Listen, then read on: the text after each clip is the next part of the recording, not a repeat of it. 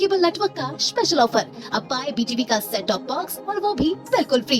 किसी भी प्रकार का कोई कनेक्शन चार्ज भी नहीं, तो आज ही लगवाए बीटीवी केबल नेटवर्क का सेट टॉप बॉक्स। हमारा पता BTV cable network, Asia plaza complex, Hanuman Chowk, Balaghat. अपना नाम, पता एवं मोबाइल नंबर इन नंबर पर व्हाट्सएप करें 9300660099 या 8906395555 इस नंबर पर। ये ऑफर सिर्फ 6 महीने का स्मार्ट पैकेज लेने पर लागू है।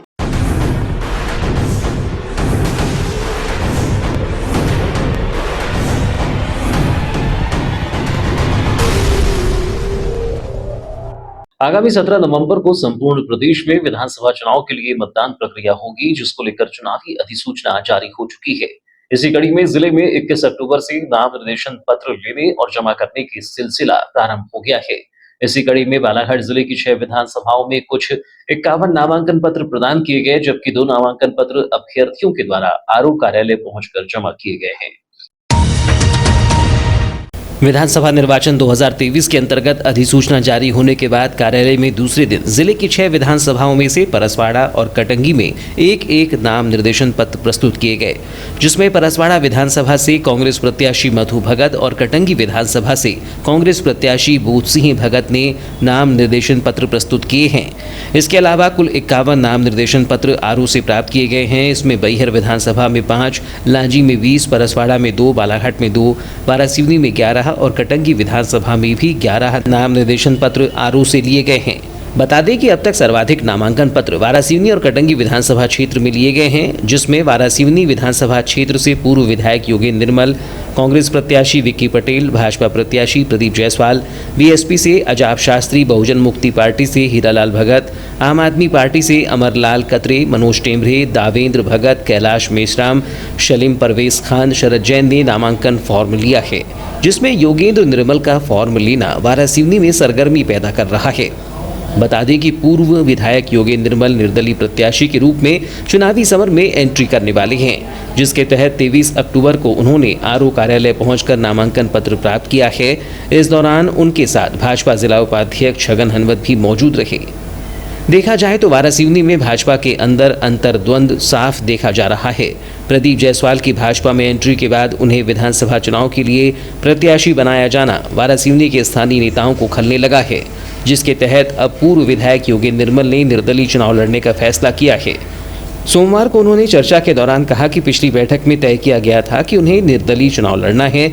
वहीं चुनाव के लिए समिति तैयार की गई है, जो कि जल्द ही आगामी रणनीति भी तय करेगी।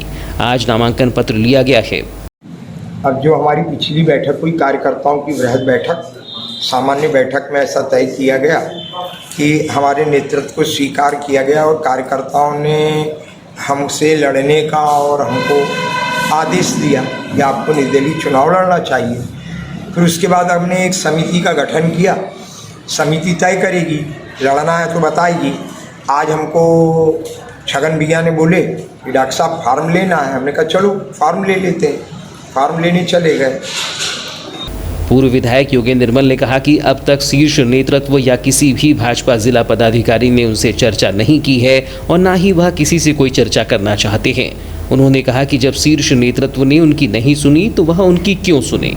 नहीं, हमसे कोई संपर्क नहीं हुआ इस मामले पर। किसी प्रकार का संपर्क सिर्फ अभी एक दिन परिवहन मंत्री जो है उत्तर प्रदेश के, वो हमारे पास आके बैठे थे, तो उनका जो वर्सन था वो बहुत संजीदा नहीं लगा और ऐसा नहीं लगा कि ये इनके मन में हमारे प्रति कोई अच्छा भाव है। अब रणनीति यही है कि हमारी कमेटी निर्देश करेगी फार्म भरने के लिए और लड़ने के लिए। फार्म तो हम आज ले ही आए, फार्म भी भरेंगे और लड़ेंगे भी।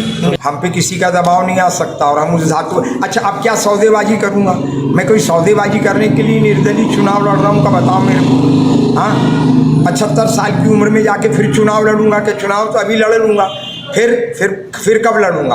और कोई मैं लोकसभा की टिकट के लिए निर्दलीय का प्रत्याशी का फॉर्म भर रहा हूँ क्या? नहीं, कोई सौदेबाजी नहीं है। और किससे करना? जो हमको सुनता है उससे बात करना, जिसने हमारी भावनाओं का ध्यान रखा हो उसकी बात को मानना। हमारा बात हमारे शीर्ष नेतृत्व ने रखा क्या? हमको सुनने का प्रयास किया क्या कभी?